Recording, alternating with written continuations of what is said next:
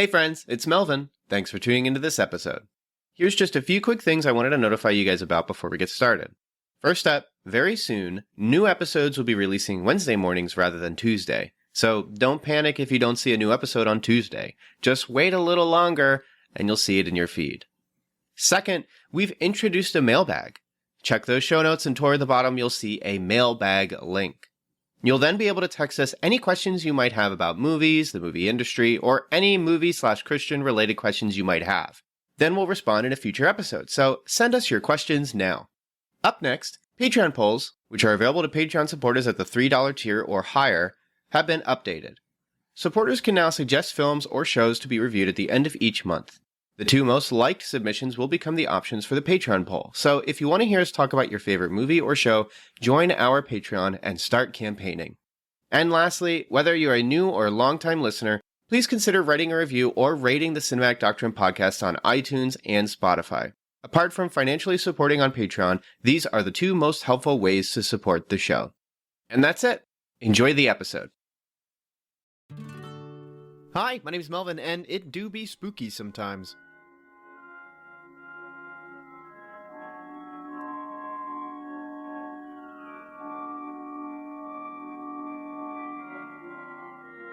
Welcome to Cinematic Doctrine, a Christian podcast service that seeks to encourage and equip Christians to engage and reform the culture of cinema. In this episode, I'm joined by Logan Sharp of the Reformed Gamers podcast, and we're talking about Yon Sang-ho's Train to Busan. Logan has previously joined us here at the Cinematic Doctrine podcast to talk about everybody's favorite video game movie, Super Mario Bros. You know, the one that's like legendary, something crazy about that. Which, by the way, was just an amazing experience to watch and then talk about. And while we had an absolute grand time recollecting the bizarre experience of watching such an absolute train wreck of a film, Logan and I are excited to talk about another film that's a different kind of train wreck. You know, the kind that isn't bad, because there's literal trains and wreckage in it. See what I did there? Puns? You get it? It's a pun. Yeah. So what is Train to Busan? It's a South Korean zombie flick that has landed itself squarely in Logan's favorite horror films to date, and with the way he speaks about the movie, you'd be hard-pressed to think it was anything other than an absolute favorite of his in general. With that in mind, our initial non-spoiler discussion is filled with some truly great nuggets of value as we think about the zombie genre's ability to recontextualize disaster, and how sometimes we ignore disaster unless it's brought to our doorstep. Then, we dive into our non-spoiler trivia section, and we share the extreme level of popularity and success Train to Busan saw, not only in its home continent, but also here in the States, as its exposure grew over the course of a few years. And lastly, as we dive headfirst into our spoiler section, Logan and I talk about Matthew 6, and how people bear fruit based upon where they lay their treasures. Are their treasures collected and cherished on earth, or are they looking beyond the horizon of mortality on the promise of God's goodness and the new earth? For the treasures we set our eyes upon, those treasures we worship. You'd be surprised how great Train to Busan expresses this reality through two pivotal characters. Without further ado, here's our discussion on Train to Busan. So, Logan, I feel like we have to apologize at the start of this episode and just say we are going to get everybody's names wrong. Oh, absolutely. 100%. There is just no way that we are going to pronounce these right. I mean, the only name, apart from saying the directors, actors, all that stuff, I wrote down Suk Woo, which is the character in the film, the lead character. And I was like, man, I don't know which one's the first or last name, because depending on what publication you go to, they always... one of them respects them by doing last name first, first name last. Yeah. And then other ones are like, we're writing to the Americans, switch it. So yeah, we are sorry, South Korea. We are sorry. We're just, it's our dumb American brains. We can't read correctly. I mean, it's my mantra on my show, man. Words are hard. We try our best. Give us some grace. We try at least. Please persevere through this episode. We feel like we've prepared some really good stuff. So with that said, Logan, tell us about your show, The Reformed Gamers. That's where you're coming over. But what is The Reformed Gamers? We can get some context clues, but maybe we don't know what the word reformed or gamers or the even means. So why don't you give us some details? I mean, to quote Dracula from Castlevania, no, wait, he says, "What is man?" Well, I would change it up and say, say what are words? Miserable pile of letters. Oh man, I feel like I had to throw a Halloween reference in there. But yeah, my name is Logan. I am the host of the Reformed Gamers, the show all about theology and video games. We've been around for a little, man, almost 6 years now that I think about it. We're coming up on our anniversary. Thank you for that. And we're a podcast that I think if you were to see us on Twitter or wherever it is and you would see our logo that has a deer with headphones on, you would think that we're a show that has something to do with hunting and game and all that, but that's not the kind of game that we talk about on the show. We talk about video games. We believe that Christians can play video games to the glory of God. We don't agree with a lot of the articles that say video games are for children, and if you're over the age of 20 or something like that, you should get rid of video games. We think you can play video games to the glory of God, and so we like to have discussions based around that topic, how you can glorify your gameplay, and also just dive deep into specific video games, because we believe that everything has a worldview, and that includes video games. And so we like to pick those games apart, see how they align with the Christian worldview and how they don't, and just have some fun conversations based around that. And so if that's something that piques your interest, you can always go over to the reformgamers.com to check that out. Yeah, and I really like how you will have Christians in other gaming fields come onto your show. So you had like Pastor Dustin from Twitch, who does a lot of he did a lot of Doom stuff, didn't he? And he'd always title his stuff "Pastor Kills Demons More at 11" or something. Yes. It's just like, I gotta watch that Twitch stream. That sounds great. It's easily one of the best ones on Twitch. But yeah, we've had him on. We've had Shadeless on. We've had, we've just done so many episodes. We had a professor from Midwestern Baptist Seminary on there as well to talk about The Last of Us Part 2. So we try to get some cool people on. That's awesome. And I feel like, wait a minute, we've had you on before. We talked about the Resident Evil movies, didn't we? Yes. I know that's probably not something to brag about, because we're saying we watched the Resident Evil movies and then we talked about them, but my goodness. That is off of our bucket list. Yes. Before sanctification would have taken it off for us. Oh man, that was a good time though. I really enjoyed it. I was glad to do it. But it was. Yeah, so glad you're on the show today. I think it's going to be a good time. Listeners, this is a movie, Train to Busan, that I have been sleeping on, and I sort of just decided I probably won't watch it unless we cover it on the podcast. So you can thank Logan that we're doing it, and not only that we're doing it, that he got me to watch it, because I'm going to just thank Logan. Thank you for getting me to watch this movie. You're welcome. I don't want to get ahead of myself and say I loved it and all that crazy stuff, but I just feel like, man, this was such a good time. So yeah, the movie we are talking about today is Train to Busan. It is a South Korean zombie movie. It is very cool. It's directed by Yeon Sang-ho, who also directed an anime feature called Seoul Station. He directed Peninsula and another anime feature called The King of Pigs. Writers Yeon Sang-ho and Park Ju-suk. It's featuring Gong Yoo, who is from The Age of Shadows, Ma Dang-suk, The Good, the Bad, and the Weird, which is a really, really good movie. I don't know if anybody's seen that, but it's great. It's basically just a South Korean Western, and it also features a train, and it is just such a good satire. It is great. Absolutely great. He's also recently casted in the upcoming Marvel's Eternals, so that's something to look forward to. You also got Jung Yoo Mi, who has worked with Yeon Sang-ho before on Psychokinesis, and some people might recognize this name. I hope you guys recognize this name, but Choi Woo-shik, who is in Parasite and Okja, which are both Bong Joon-ho movies. Parasite, I feel like that's something that was a big deal last year, but you guys are going to have to refresh me on that one. I don't remember Parasite. But yeah, there's many more actors, but we just need to get started. So our synopsis here for Train to Busan. Martial law is declared when a mysterious viral outbreak pushes Korea into a state of emergency. Those on an express train to Busan, which include a fund manager, his daughter, a young husband and pregnant wife, a homeless man, a youth baseball team, elderly sisters, and a rich man, hope to arrive at a city that is said to have successfully fended off the zombie pandemic. Although speeding down the Korean train line, our characters may find that their chances of survival are just as slim as those on foot. So, Logan, what are we looking at for the MPAA rating? Yeah, so the MPAA rating for Train to Busan is rated TVMA. There's no certificate, so here's a custom certificate for the show. Strong, bloody violence and intense sequences throughout, disturbing images and language. I mean, it is a zombie movie after all. Thus, the strong, bloody violence includes flesh-hungry, infected, or dead humans, baseball bat violence against walking corpses, visible bite wounds, and other such biting action.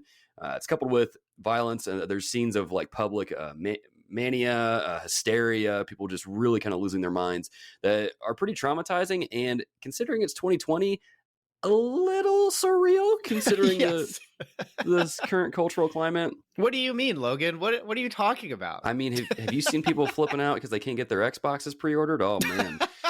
That's right. But no, so it transcends kind of the typical thriller excitement into a dreadful horror. It can be some kind of nightmarish imagery. So if that bothers you, it's definitely something to be aware of. And although this film is in Korean, some translations include language in the subtitles as well. And then, of course, disturbing sequences of moral ambiguity. There's a lot of moral qualms and things going on. So it's a pretty intense ride. It's about as intense as the actual train ride in the movie. Yeah, and so our call to action, everybody's favorite thing with content creators, here we go again. If you really enjoy Cinematic Doctrine, you can always leave a review on iTunes or Podchaser. Wherever you listen is all cool. You can also check out our social media, our Facebook page, which is finally active again, because I just took a break from social media and realized I'd never put somebody in place. But yeah, you can check out our Facebook page. We also got a Facebook group, which is our most active section. Basically, you can just join other Christians who like movies and chat about news and updates. I think, what was the thing that literally just broke when, right, I think yesterday. So we're recording on Friday, October 2nd, but yesterday was something about Electro is coming back to Spider-Man, and it's the same actor. I don't know. A lot of people were talking about that. It's weird. It's so on brand for 2020, man. It's so on brand for 2020. You just can't predict anything. All you can predict is that you can't predict it. Exactly. You can also check out our Cinematic Doctrine Twitter, which is pretty great, and our Instagram as well. Cinematic Doctrine also has other shows under its banner on the same feeds. You don't have to go anywhere. We got monthly movie news and trailer talk. Our monthly movie news is basically any movie news from the month. It's very self-explanatory that we feel like covering. And sometimes we have interviews on there. In fact, one of our best episodes, and actually you can pretty much listen to it at any time this year, was about what are movie theaters doing during this COVID pandemic? And we had an interview with a local theater to hear about how they're handling things, which is probably the same across the board. And then also just talked about the codependence with blockbusters, stuff like that. It was really great. And then we have Trailer Talk, which is just whatever trailers drop that month. That's what we're talking about. Love doing that. I think it's probably our easiest show to not just produce, but listen to, because it's just a good time. We just speculate on what's going to happen. And sometimes we get things just right. We covered Invisible Man last year, and I was like, I think this is going to be a movie about gaslighting. And then the movie was about gaslighting. So usually a good time. You can also check out our website, cinematicdoctrine.com. You get a lot of written content there. Like we just talked about Trailer Talk and how we cover stuff. Well, we put up Trailer Talk written articles about a day or two after a trailer comes out. The episode comes up at the end of the month. So if you just want to hear quick thoughts immediately, you can always go there. And as always, if you really love the show, you can always support us on Patreon for at least $3. And if you do $3, you get access to exclusive voting privileges on on upcoming episodes. Basically, you get to decide what we watch in the show. And then you also get access to an extra show called The Pre-Show, which is just a free-form discussion on movies, Christianity, all kinds of life discussions. You get access to all of those episodes. So the further down the road we keep producing the show, the more content you get when you just pay $3. It's great. So yeah, that concludes the call to action. You guys are probably tired of that stuff all the time. You just want to hear what we think about Train to Busan. So why don't we get started with Logan? Logan, tell us your general thoughts, no spoilers. What are your thoughts on Train to Busan?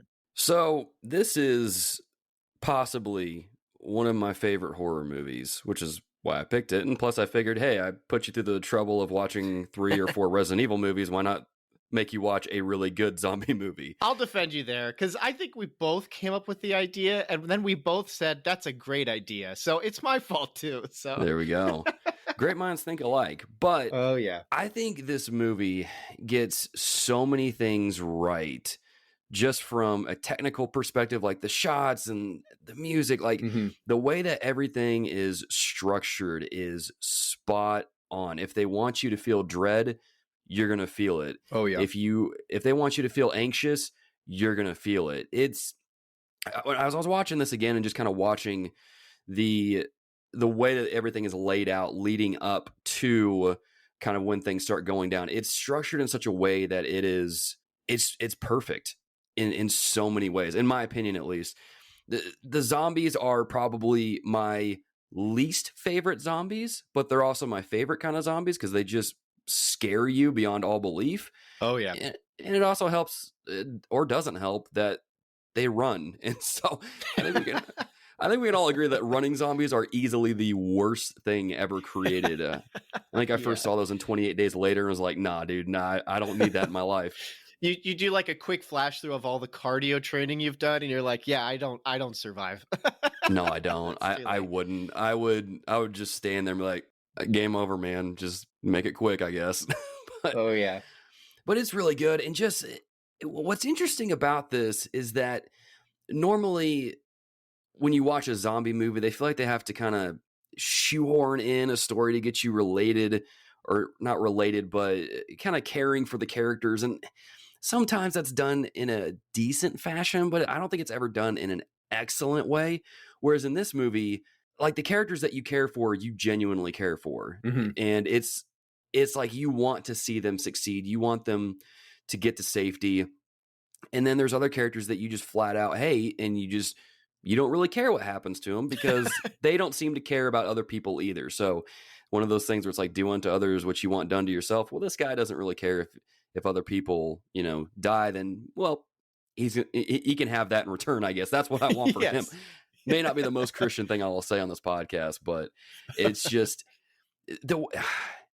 I'm always hesitant to say a piece of art is perfect, but I feel like this movie is perfect. And that might be setting the bar a little too high for this episode, but man, I really, really enjoy this movie. It's why I picked it when you asked me to come on the show. I cannot get enough of this movie. And watching it again in prep for this episode, I was like, this is just as good as I remember when I first watched it. And it's even better the second time around. Oh, wow. That's awesome.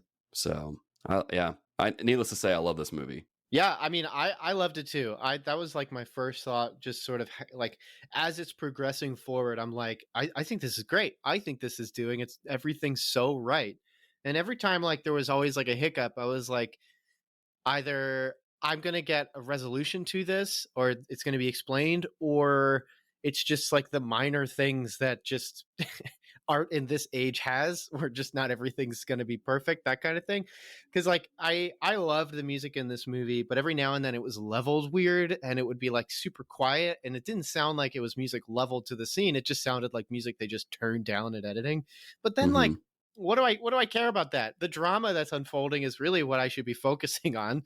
And there would just be these great lines of dialogue and these relationships that you just wanted to see develop, even though it's probably, I mean, I think this film only spans like 12 to like 15 hours. So like you're watching these people go from knowing nothing about each other to willing to die for each other, and it's totally convincing. So I thought that was great. I just mentioned the music, but like for the most part, I really loved it. I think the best parts of the music were when it was dramatic as opposed to its more action counterparts.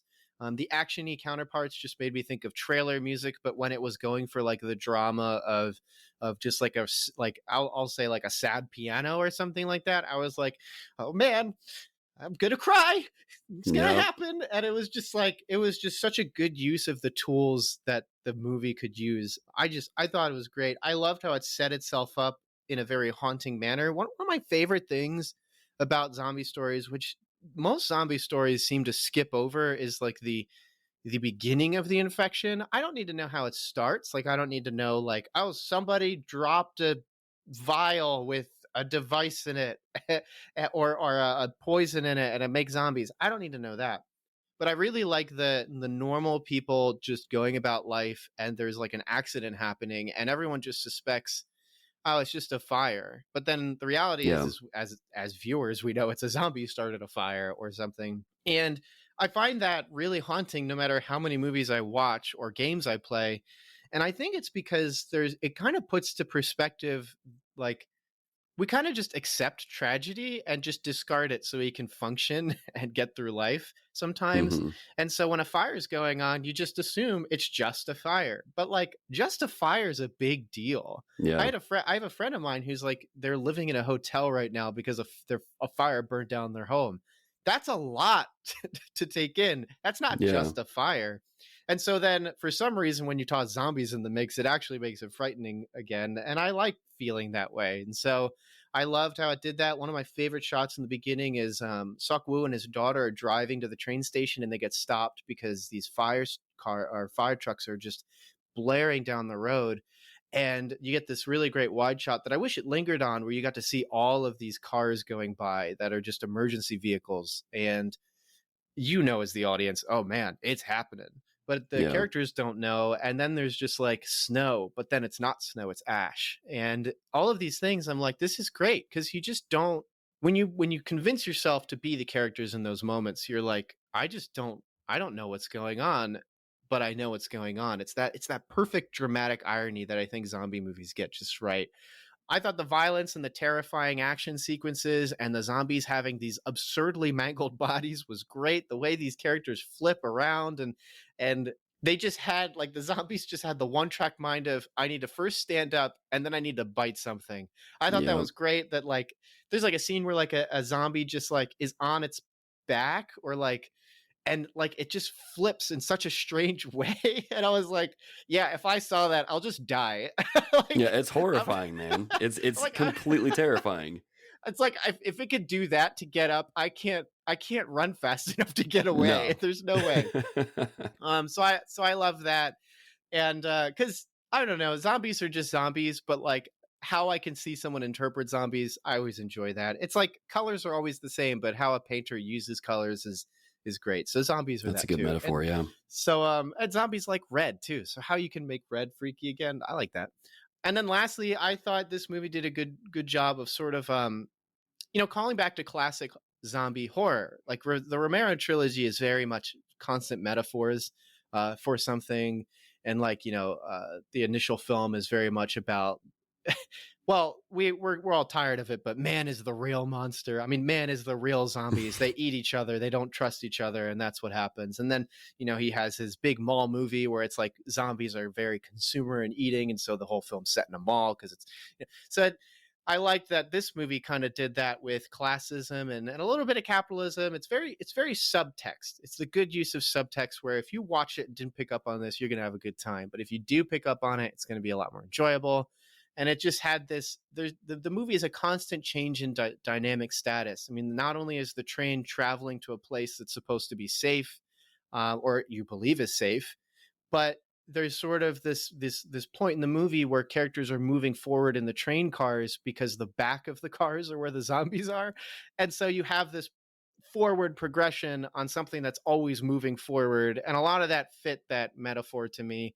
And that just stimulated my brain in a way that zombies don't, but zombies give me the opportunity. So I got to enjoy my big violent fear-filled movie and my thought-provoking movie at the same time in such a way that I just loved it. So yeah, I am so glad we're covering this here. I'm so glad that, well, I hope people listening are like, well, I gotta go watch the movie now.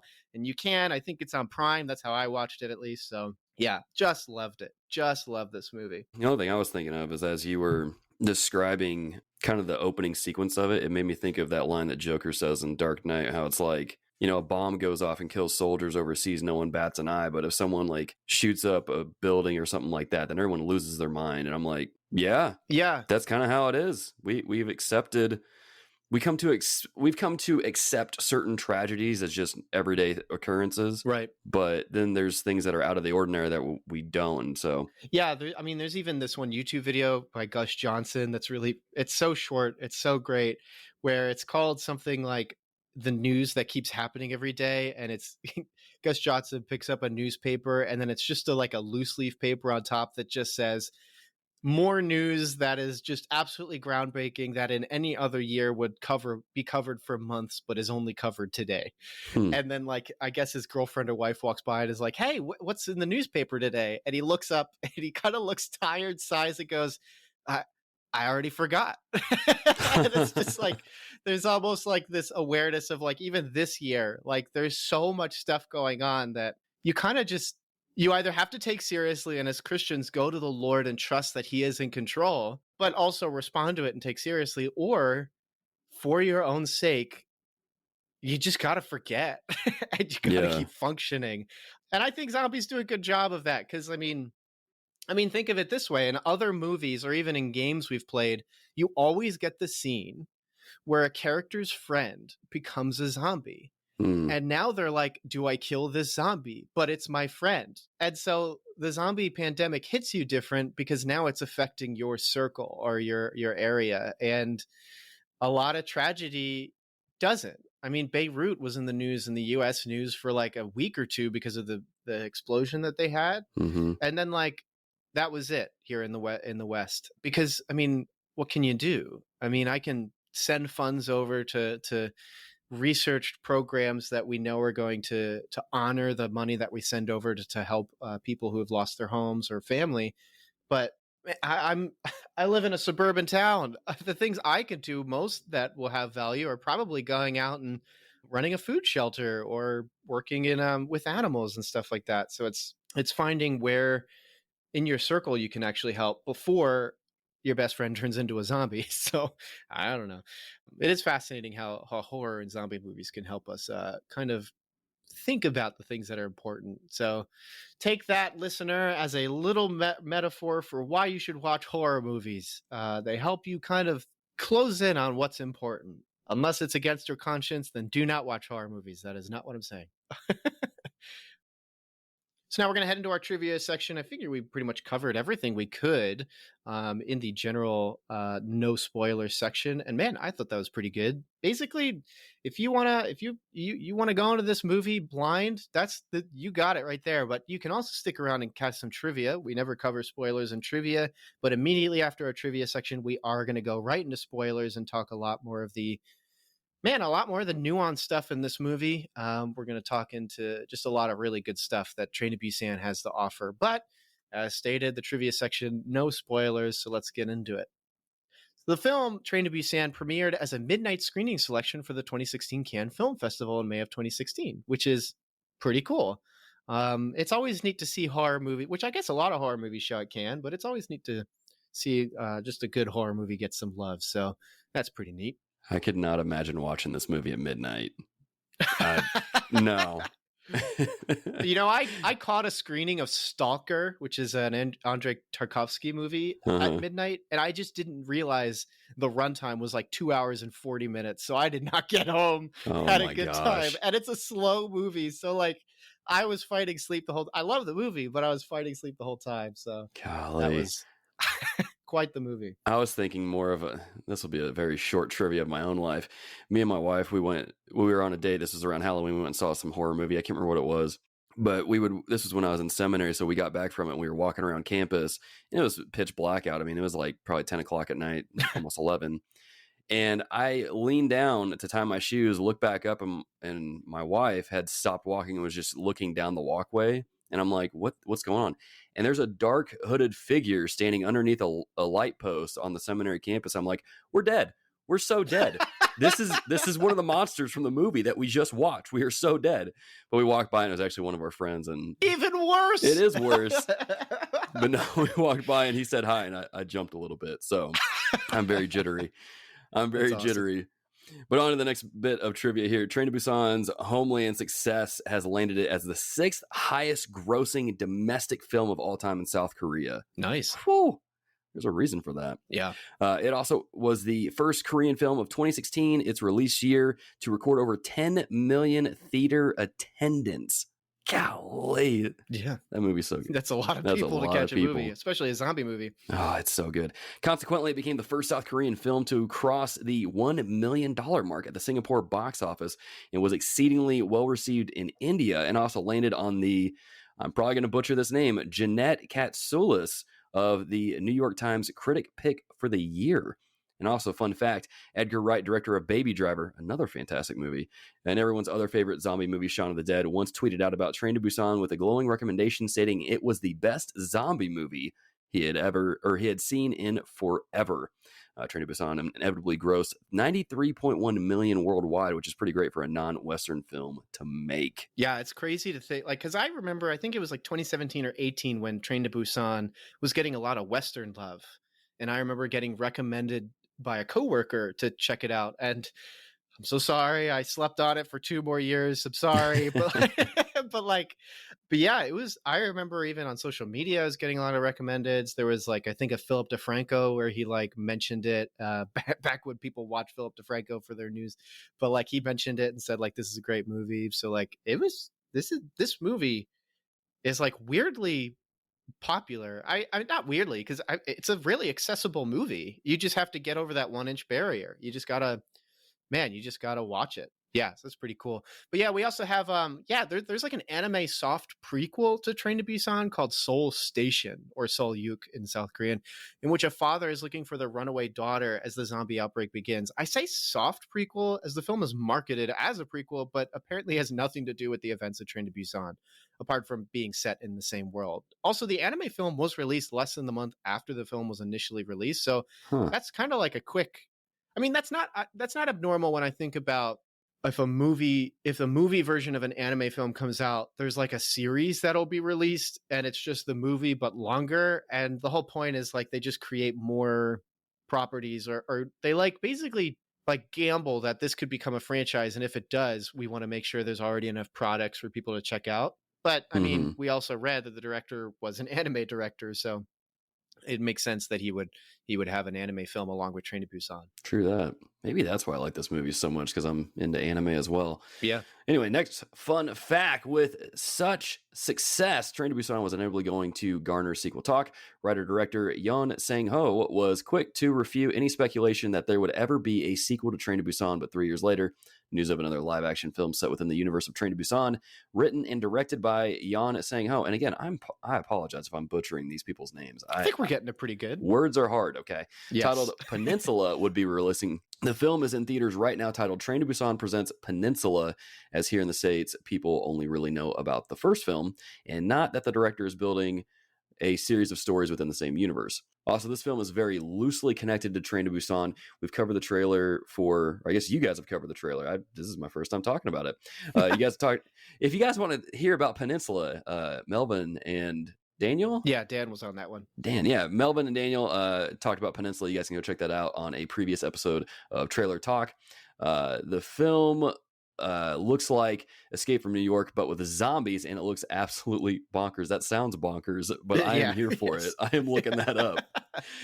In other words, it's a less serious tone to the dramatic and intensely horrific atmosphere of Train to Busan, but probably just as awesome. Yeah, we were marveling about how the trailer has so many shots of cars running over mass amounts of zombies. It was weird.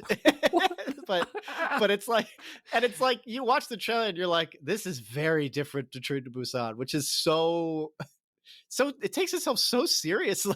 So it's just yeah, there's even like a wrestling pit or something. They're like in like a sewage wrestling pit, and like zombies are released in there and they have to fight them, and you're like, this is different. It sounds literally like Dead Rising if it was a movie. Yes. Or maybe Dead Rising 2. Dead Rising 2 was the one that had the wrestling thing with zombies. That's right. They have the show. There's like a show and there's activists that are against the show. I like Dead Rising 2. I know some people don't, but I think Dead Rising 1 and 2, they are solid games.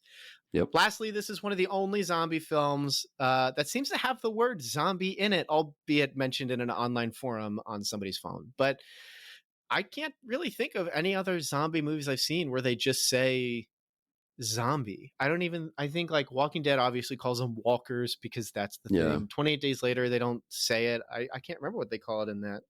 The Left 4 Dead, the game, I don't think maybe they say zombies. I can't remember. Yeah, I think they do. There's one line where a character says it, but then like other video games or properties, they come up with their name. Is there like a copyright? I don't know. Are there any other zombies like properties that have the word zombie in it, Logan? I mean, the only thing I can think of is Zombieland, but apart from that, that's right. Apart from that, I can't, because like, I mean, you mentioned games and like Days Gone calls their zombies freakers, and I'm like, that is the dumbest thing you could call these things. Like, call them call them gamers. Yeah. Look at all these gamers. Look at all these gamers coming after you. You instead of like, in Left 4 Dead, you have a bile bomb. You just throw like a Mountain Dew can. That'd be great. It's making me think. I just watched. I don't know how appropriate this is, but there's a YouTuber on YouTube, and his name is Nakey Jakey. He's not naked in his videos. It just rhymes. Yeah. And he did put a video up recently talking about The Last of Us Part 2 and Naughty Dog and their gameplay and stuff. I watched it yesterday. Yep. It was the first thing I did in the morning. It's a good video, but he like makes fun of I can't remember what zombie it is in that game, but it's like a bloater or something. No, it's the one that like explodes with the gas that comes out. Oh, yeah. Yeah, because he was making a joke about how they send like there was in the story they send a pregnant woman out to do a mission, even though they're part of like a commune, so there's obviously not pregnant women that could go out. And he's like, have you ever seen one of these things? And he shows a shot of like the monster and you're like, do you think a pregnant woman could kill that? Yeah, that was great. Oh, what a train wreck of a game that was. But we won't get into that on here. That's too funny. Oh man, that's her teaser to get to go over and listen to their episode on Last of Us Part 2. So everybody go listen to the Reformed Gamers. They're great. Do it. We will bring value to your life and make you laugh and make you feel better about slipping up on words. But speaking of words and zombies, I really can't think of anything else aside from that. It's been so long since I've watched one of the Romero films on zombies that I can't recall if they do. I want to say Night of the Living Dead they do at some point, but I can't remember. Yeah, I'm trying to think back to that one. I have not watched that one in a long time. I'm like thinking of Record. There's a Spanish zombie movie, Record, that I love. And I don't think they mentioned zombies in it, or even Record 2. But those zombies are very different to the typical viral zombies. Yeah.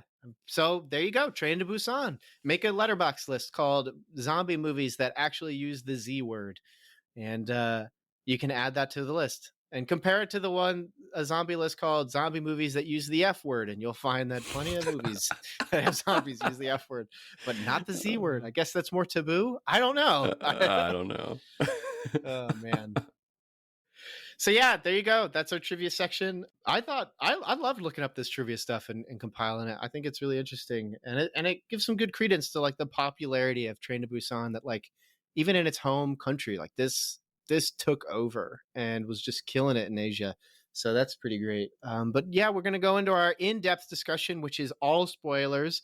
Well, not all of it, but we are definitely going to be just sharing spoilers because sometimes you just gotta to get into some good stuff. So if you are still listening, we're giving you some time as I just run my mouth to pause the show, jump over to another podcast. You could also check out other shows on Cinematic Doctrine, or go on over to the Reformed Gamers and check out those episodes with Pastor Dustin talking about Doom, or check out that episode on Last of Us Part 2.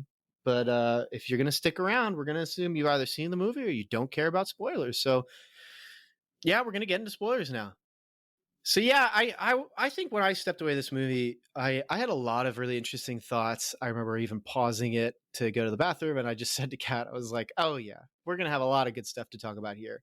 And I think like it really comes down to like main theme or thesis of that every story has. And I feel like really, and usually that's stated really early on in a movie or a book or whatever.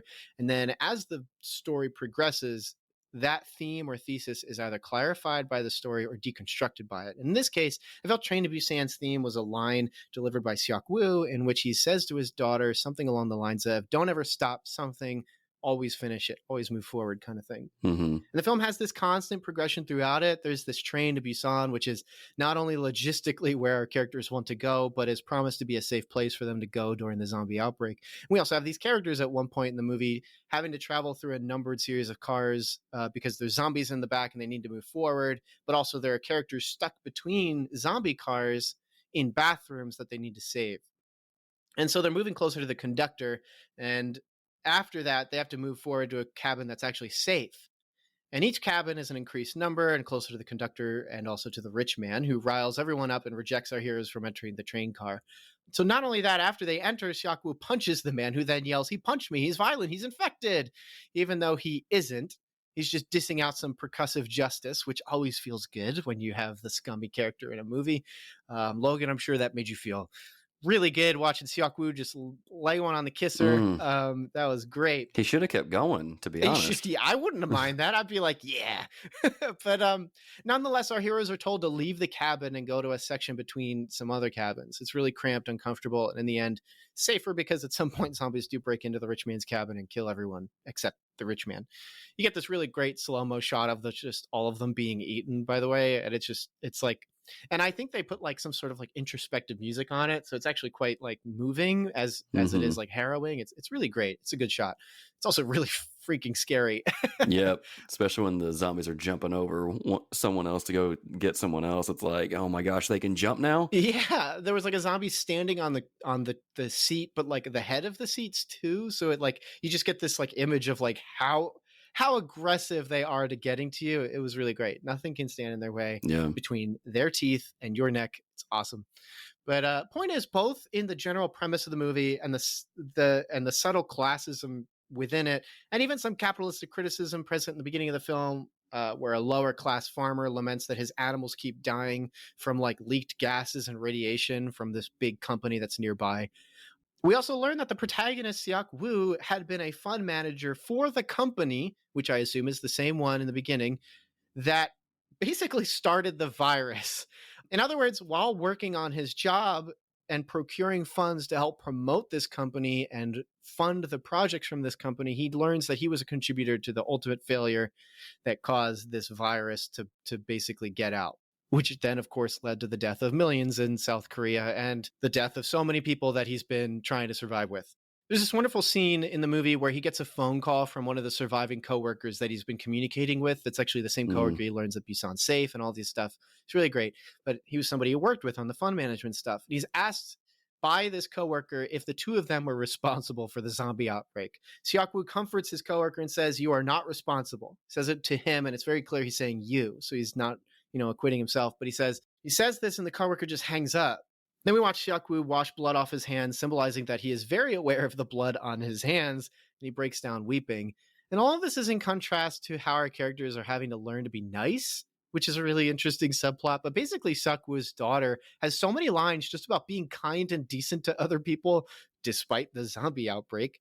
She even interacts with the rich man who outright says it's better to take care of oneself, to which she bluntly states, and garnered some laughter from me and my wife, "My mom says only bad people say that." So awesome. I loved it. It was great. It was like, I want that confidence. But yeah, this of course returns when she laments to her dad that he's only cared about himself and that's why mom left him, which was just like, ouch. Heartbreaking. Yeah. But in turn, you basically see what's being said, which is basically that she realizes the implication that her dad, Seok-woo, is a bad person because all he does is care about himself. And this culminates at the end when Seok-woo does a noble act to save his daughter and a pregnant woman. He's been bitten, fights off a zombie, and then has to separate himself from his daughter in what is just the most heart-wrenching thing I've seen this year. You just hear his daughter just like weeping and wailing as this somber piano music is playing, and Seok-woo is just crying because he's like, I have to be away from my daughter who I promised I would never leave, just as he's like basically had this growth from I only care about my work to I could have been with my daughter and loved her the right way. Oh man, it is tough. Logan, was the waterworks pouring down or was I the only one? So the first time I watched it with me and my wife, we were both crying at that scene because you're treated to not only the somber piano music, but you have this thing, which is a kind of a common mantra you hear, like when people are about to die, they see their whole life flash before their eyes. Yeah. And so you see him going from when his daughter was born to later in life, and you see that flashing before his eyes, and it cuts from the flashback to him smiling and kind of like laughing at just the memories of it. And it's like, it is so painfully sad that in a way, because we have been with this character the entire movie, we feel exactly like his daughter does. Cause we're like, you guys have finally reached a point where you guys are together. And in a weird way, it's ironic that the main character whose name I keep forgetting, Seok-woo, he has that line at the beginning where he says, don't stop things that you start, carry them out to the beginning. Right. And it's ironic that he says that because in a way he stopped being a parent at some point and started devoting more of his life to work. Right. And so you see that kind of come full circle at the end where he gets the drive, the determination to continue what he started and being a father first. And it's through a series of unfortunate events, it's stopped again, but not through, it's not necessarily his fault at that point. It's not necessarily something that he chose to do. He was trying to fulfill that in protecting his daughter, but also the the woman who the pregnant woman who he is now in charge of taking care of because of her husband's. Because the best character died. Dude, he was an awesome character. It's I great. loved him. I'm just gonna punch a zombie in the mouth. It's so awesome. It's so like when I saw that scene, right? And this might be getting a little too far into the weeds on some other topic, but just that scene where those three characters are going through and fight, and I'm like, this is my guy. Like, I love this guy. Oh man, it's such a good scene. Such a good scene. And that's why I think this movie does a really good job at building these story arcs with these characters, is because they get you invested. I think every single character, with the exception of the rich dude who's a total jerkbag and deserved every bit of what he got, all the characters I felt for. I felt bad to some degree and understood them as a person. And it's such good writing. It is. It's such great good stuff. Yeah, and like I think like what's great too, even about that scene when he's thinking about his daughter, is you get it. They basically make it look dreamlike. He's wearing like a white robe. His daughter's in white cloth. The entire background is like a shimmering white. And personally thinking of just the film's kind of sense of like classism, criticism, some anti-Kappa metaphors here. And ultimately this film talking about the value of human life, which most good horror movies do. It all made me kind of think of like Train to Busan as a movie that's like chasing or searching for heaven, that kind of narrative. And when we see Seok-woo smiling as a zombie as he thinks of his daughter, and I couldn't help but think that like Yeon Sang-ho, the writer and director of this film, was actually saying heaven is like a newborn baby. Like this idea that like this pure elation you have of just having a child and being like, this is new life. This is wonderful. And it just kind of like, in contrast of like I love that you kind of just described that, like he says, never start something that you're not going to finish, and the whole thing is like he's had this child and he's just not finishing the job of being a good parent. It kind of made me think a bit of like Matthew 6, where Jesus is and which Matthew 6 isn't really about parenting, but it's about like kind of like this contrast of like works righteousness versus, you know, actually honoring God.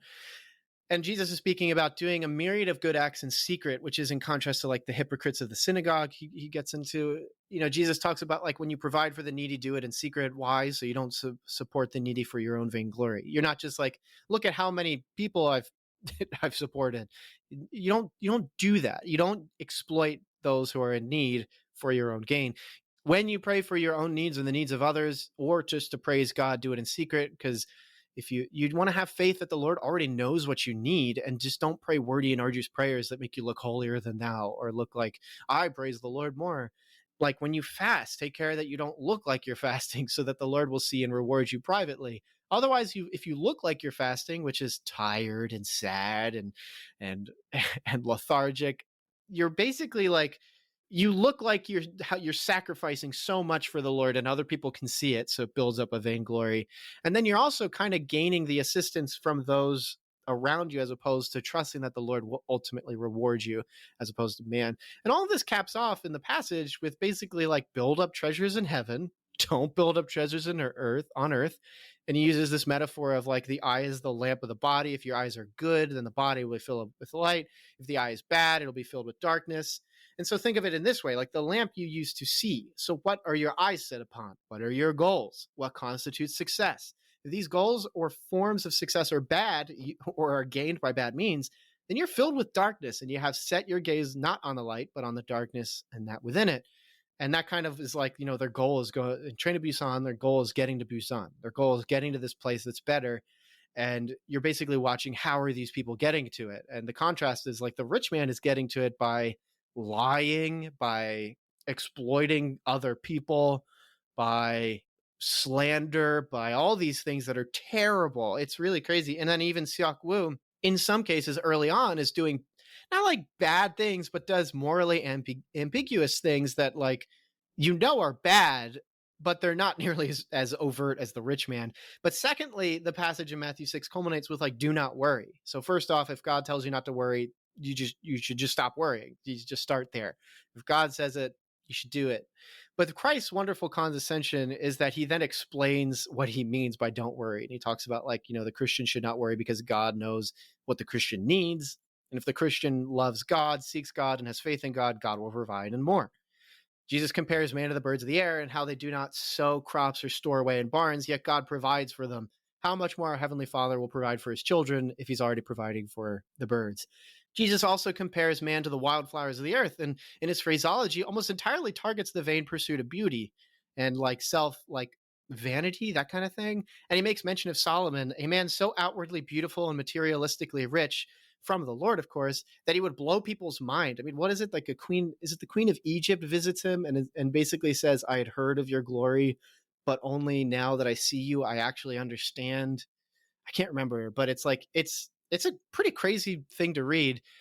But then you borderline belittle Solomon's presence and richness by saying, like, look at how beautiful flower is. It's crazy, which is true. If people kind of just look past wildflowers or even just roses and stuff, because it's like you just see it every day. But like if you really see it, it's like, man, this stuff is God's creation's great. And so to kind of end my soliloquy here, like, what does this have to do with Train to Busan? What does Matthew 6 have to do with that? Well, like, I would argue that since there is definitely some classism and capitalistic visuals and metaphors and narrative tools within the movie, which always push towards moving up a ladder, and that it has this searching for heaven kind of value, which is always a moving up a ladder kind of narrative structure, and it somewhat deconstructs those systems by glorifying the value of human life, the joy of new life, and somewhat emphasizing a heaven is like a newborn baby, or more frankly, stop moving forward, look back, and see that heaven can be enjoyed sort of aesthetic. I can totally see parallels between Train to Busan's message and Matthew 6. Of course, they are not 100% the same. Although the Christian does look back to see the access to the Father present by the life, death, and resurrection of Jesus Christ, and in that sense, we can enjoy certain aspects of heaven now in the age we live in, we also know that it's not enough to simply stop moving forward and just look at the cross. We have to keep doing that, and you have to do it daily. And when you really start fighting sin, you realize how much you do it each day. But we are also called to the Great Commission of Christ to evangelize, make disciples, and baptize in the name of Christ, which is very much a forward momentum act. And that's very different to the forms of classism that are built on haves and have-nots, as the Christian will have all they need and more in Christ. It's also very different to capitalism in that the Christian has no need to gain more security and finances or to store more goods to survive or seek the glory of other men for their own sake. Why? Because the Christian already has the Father, and if the Christian has the Father, what more does the Christian need? Father knows what they need. He's going to provide. So, like, with all this in mind, Logan, I'm really curious about what you think about, like, some of the subtext about classism and capitalism, human value, whether or not you think my Matthew 6 comparison is valid at all. Because I feel like some people listen to the show and they're like, Melvin, what are you doing? How are you making these connections? It's like, I don't know. I thought of it, so I ran with it, and I'm on a deadline, so I got to use something. But yeah, what do you feel like there might be another passage thematically that resonates with this film, or just am I just totally off base here?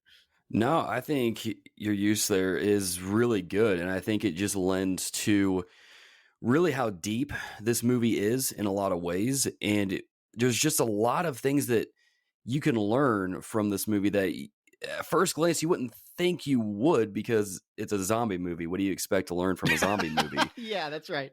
But it's interesting how, you bring this up, how there's this interesting discussion of the value of life and even kind of work and working to get more and things like that. Because what's interesting, because I picked up on this the second time watching this movie that I didn't the first time, that in a lot of ways, Seok Woo is the same as Yeon Suk, but the difference between the two is that Seok Woo has his daughter to kind of keep him in check, whereas Yeon Suk doesn't have that. So the rich man... And is Yeon Suk the rich man? I realized I didn't say Yeah, the rich man. Sorry, no, it's okay.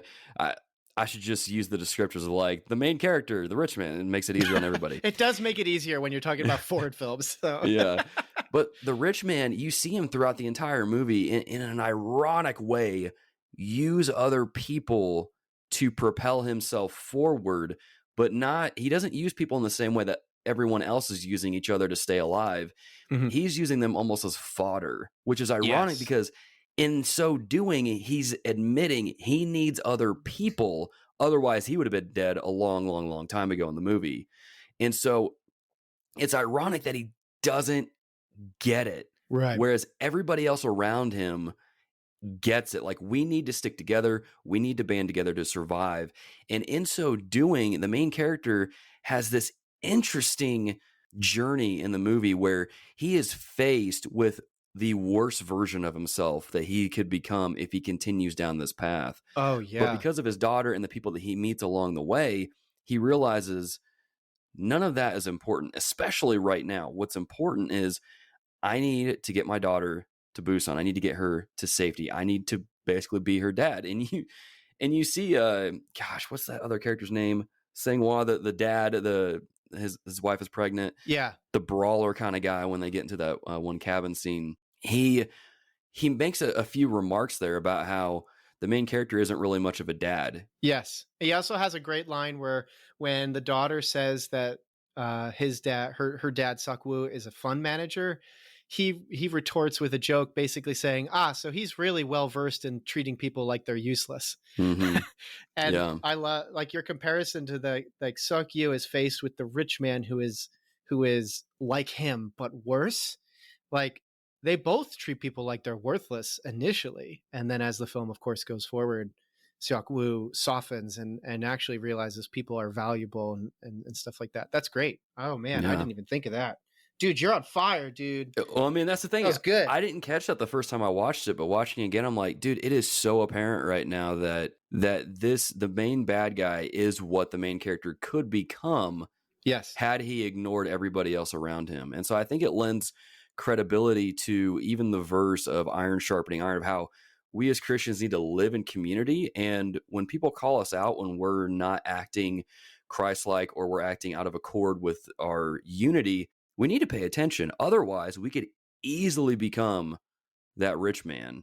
And what's interesting about this rich man is anytime you see him on the screen, apart from him using people as fodder, and this might be reaching a little too far, but I think he could almost be a metaphor or allegory. I can't really know what the proper term is of Satan, because he corrupts everyone around him and he Yeah. doesn't really care about anyone. He only cares about himself, which you would think people would catch on to that this guy is only trying to further his own agenda and he's going to Exactly. use me to do, but they never picked up on it, which is very tragic. But he always is corrupting people around him. Ephesians 4:29 says, "Let no corrupting talk come out of your mouths, only such as is good for building up as fits the occasion." And this guy does the exact opposite of that every single time. It's like what you brought up when the main character punches him. And he's like, "Oh, he's infected." Right. Everyone on the cart can see the main character isn't infected, Right. but because they're so ruled by fear and they have propped this guy up as their leader, I guess, they're like, "Yeah, no, get off our train, get into the vestibule," or whatever the in-between cart is called. Yeah. And this guy he only exists in this movie to cause further destruction, and in a way is way worse than the zombies are, because of he only exists to cause disruption and division.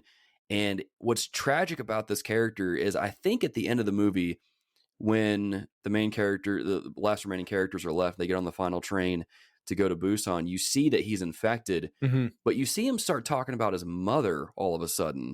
And he's like, "I need to get to Busan to see my mother." And it's like, Yeah.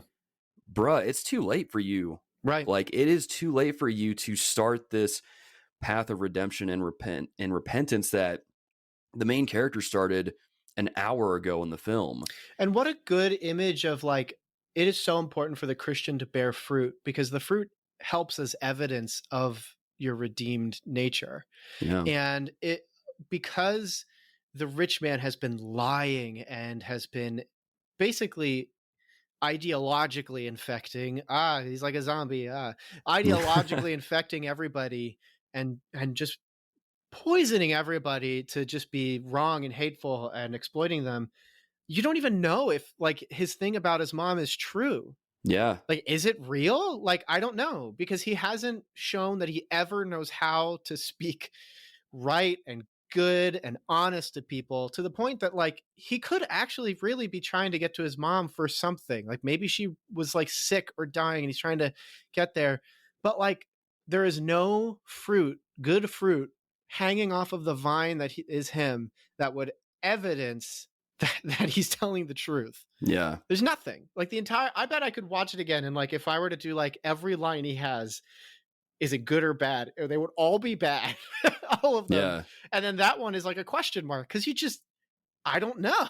I have no idea. Well, you've known that, like, it's clear that he's a manipulator. He has been the Yes. entire movie, and so it leads me to think that he's either lying, or even if he is finally realizing there's someone else that I need to take care of and live for and do good by, it's too late, because by then he's already turned. Right. You know, it's a good message of. It's one of those things where, you know, you really got to think of yourself in regards to work and how much of that is really worth the extra hours, so to speak. And I think in the end, the main character learns that the most important thing in life is his daughter and taking care of her and being there for her. Whereas the bad guy, so to speak, doesn't seem to get it. And I think it's a cautionary tale in a few ways that we need each other. You know, you watch shows like Walking Dead and some other zombie movies, and they're all about, no, we can't trust anybody. We need to stick to our own and protect ourselves and not work with anybody else because you can't trust them.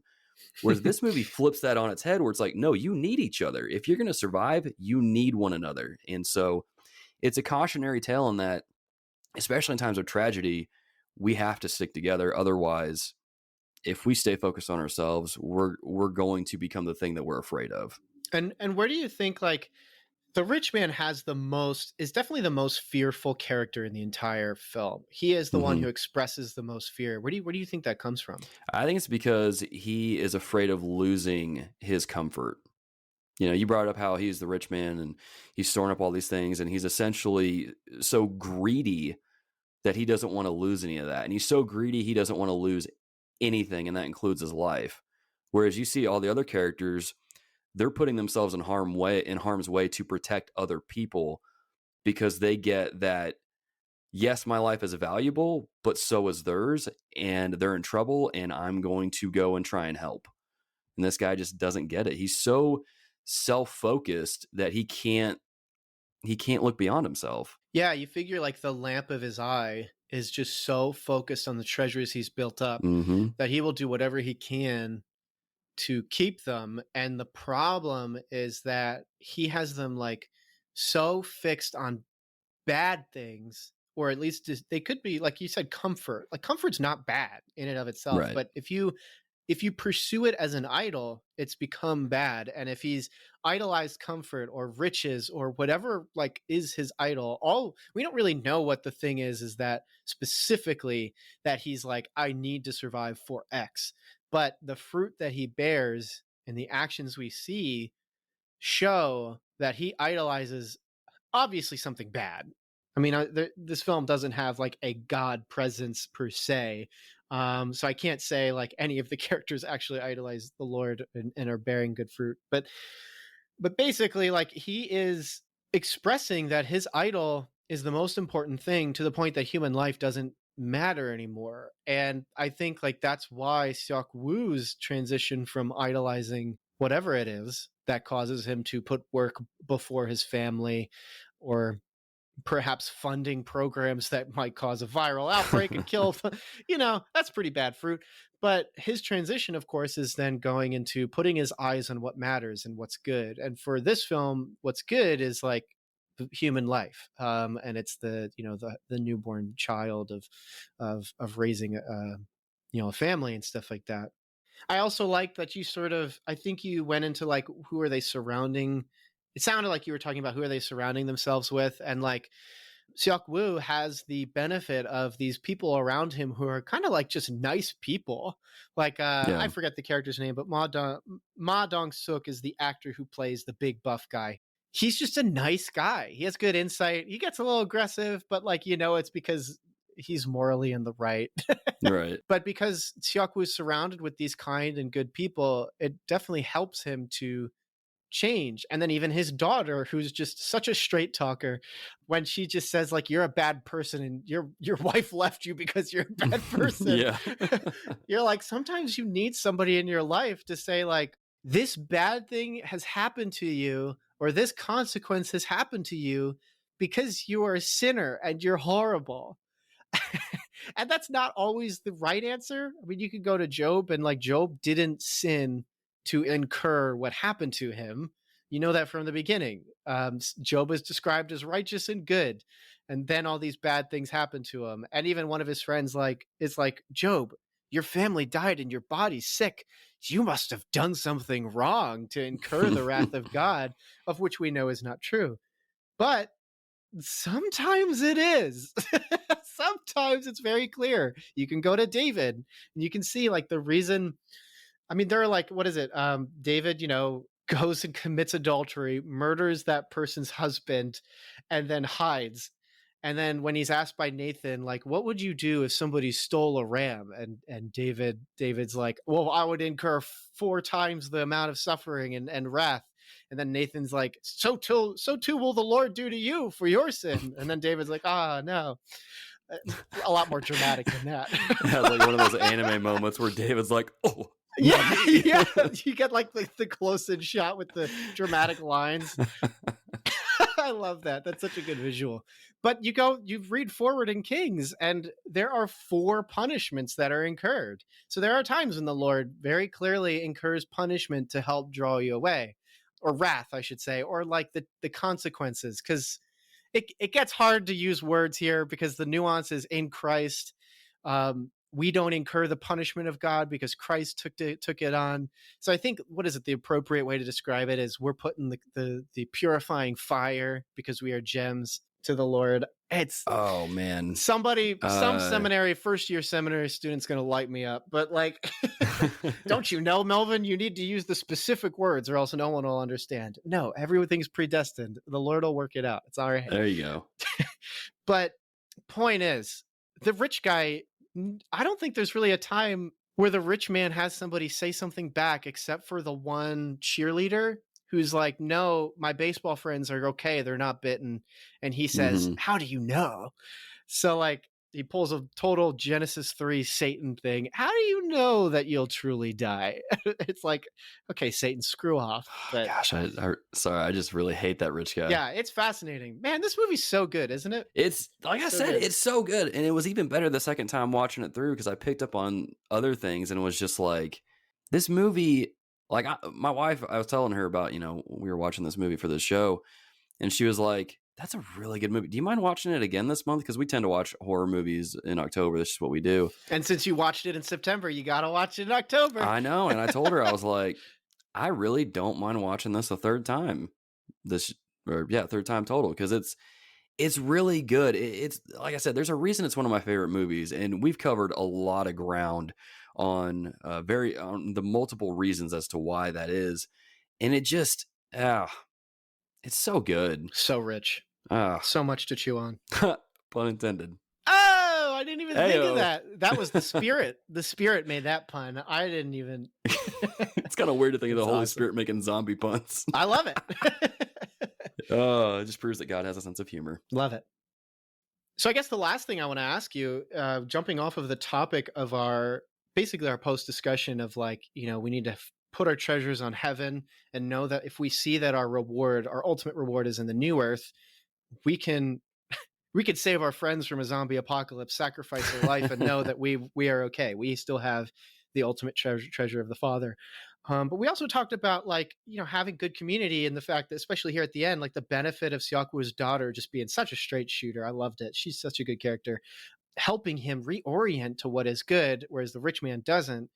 Logan, thinking about even just your podcast, talking about video games and talking about how video games nowadays, with such a focus on multiplayer and such a focus on connecting with your friends online, or even just like, I think like, you correct me if I'm wrong, but the big game right now is Among Us, which is just entirely about working together and weeding out the bad seed.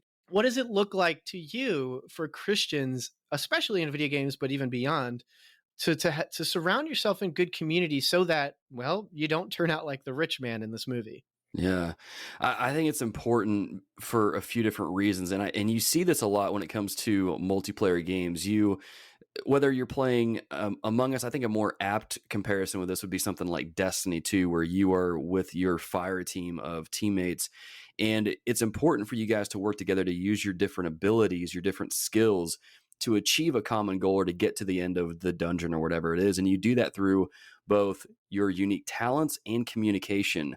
When you use both in tandem with one another, you're able to protect one another and make it through to the end and defeat these forces that are trying to basically take you down.